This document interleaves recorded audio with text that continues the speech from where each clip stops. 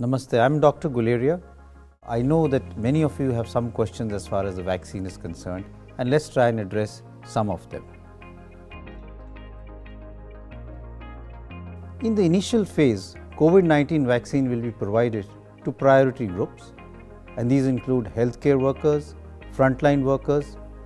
Those above the age of 50 may also get vaccinated early depending upon the availability of vaccine. The eligible beneficiaries will be informed through the registered mobile number regarding the health facility where the vaccine will be provided and the scheduled time for the same. This will be done to avoid any inconvenience in registration and vaccination of beneficiaries. No, I don't think that would be right.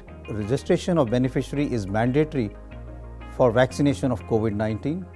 Only after registration, the information on the session site to visit and time will be shared with the beneficiary.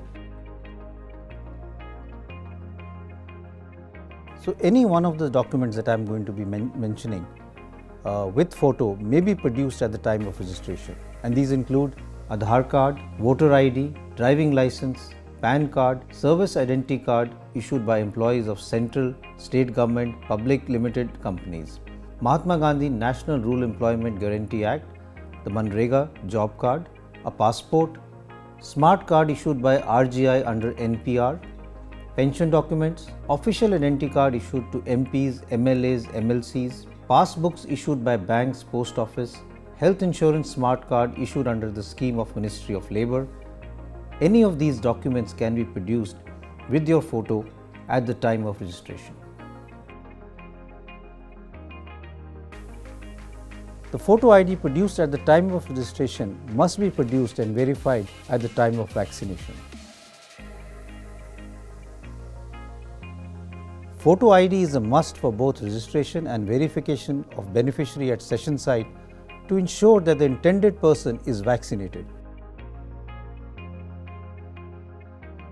Following online registration, beneficiary will receive SMS on their registered mobile number on the due date, place and time of vaccination. Yes, on getting due dose of COVID-19 vaccine, the beneficiary will receive SMS on their registered mobile number. After all doses of vaccines are administered, a QR code based certificate will also be sent to the registered mobile number of the beneficiary. Yes, I would request that you take some rest for at least half an hour after taking the COVID-19 vaccine.